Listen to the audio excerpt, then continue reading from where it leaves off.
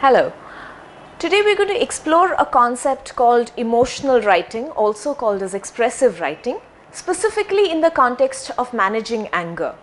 Now, while we speak about it in the context of anger, you might want to use it also in the context of any other emotion that overwhelms you. For example, extreme sadness or depression, as the case may be.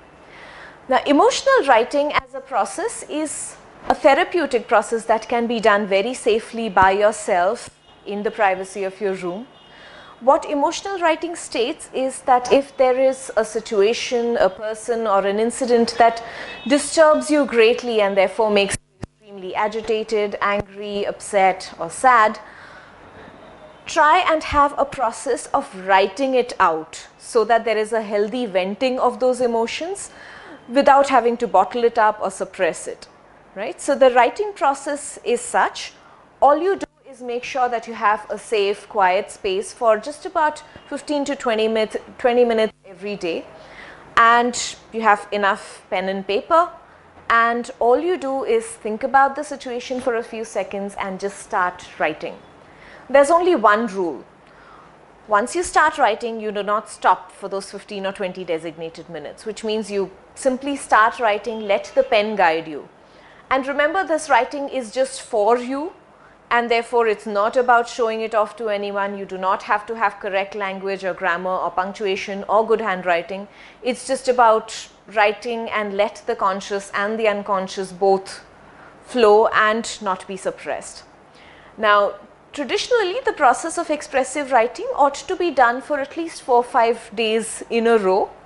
And we sometimes use the time and space anchoring techniques from NLP into this process, which means if, let's say, on the first day you have done this writing process at 3 p.m. in your bedroom at your study or at your writing desk, we try and do this for the next 5 days at the same time, at the same space, because the space and the time tends to anchor that particular emotion, and therefore it's easier to access that emotion and write it out and purge it in the process. Now, my invitation to you in the context of anger management is this. Let's combine expressive writing with the principles of emotional intelligence and use a simple process to structure your writing in a manner that while you deal with your anger, you also deal with it in a healthful way, and in the process perhaps create space for empathy. Now, the process here of combining emotional intelligence with expressive writing is very simple. All you need to do is have a structure in mind as you start writing. The structure is simply this. Step 1 is self-awareness. So, what are my emotions? Right? Answer this question for yourself as you write. So, what are the emotions that I'm feeling at this point?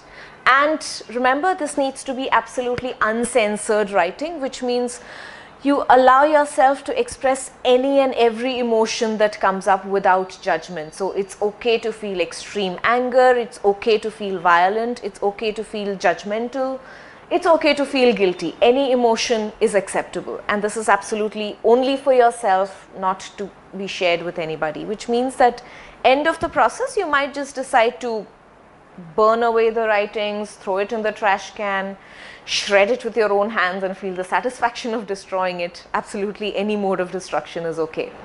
So the first step is self-awareness. So write out what your emotions are. Step 2 is to explore, is there a possibility that I can regulate my emotions? So what are the ways in which I can regulate these emotions? In the process of writing, you might realize I'm not able to regulate these emotions at this point in time, and that's perfectly okay. So just keep writing till the time you arrive at this space where you say, okay, I'm able to find some way of regulation. Regulation would simply mean, is there a healthful way of expressing it? So if I'm feeling extremely angry about somebody and really want to hit somebody, is there a possibility that I might do that with a pillow? Right? Is there a possibility of expressing that emotion in a safe, healthful way? The next step, if I'm able to find any manner of regulation, is then what is the step that would motivate me to actually follow this regulated expression. So is there a way I can go to my room by myself now and hit a pillow? Is there some way that I can, do I really feel like, do I feel motivated to do it right away, or do I want to do it maybe tomorrow, maybe after an hour today? How motivated am I to actually give expression to this particular healthy emotion? There are two optional steps that you can look at writing. The fourth step that if you wish to explore is there a way I want to approach the person who may be involved in bringing up this emotion? Do I really want to explore this? So you might write about it and say, okay, suppose I meet this particular person now. How am I likely to react? What am I likely to say to him? Try and prepare a dialogue in the process of your writing. And the final step is explore again in your writings. Do I wish and am I in a space to offer empathy to this person? In the sense, am I in a space to say, okay, I'm open to have a healthy, calm dialogue with you and explore what is your side of the coin. Why is it that you made me angry? Why is it that you reacted in this particular way in this situation and caused this particular anger or hurt or sadness in me?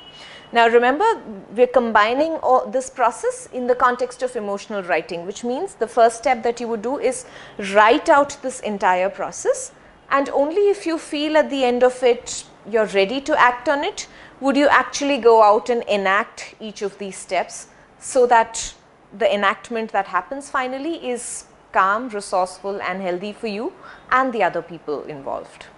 Thank you.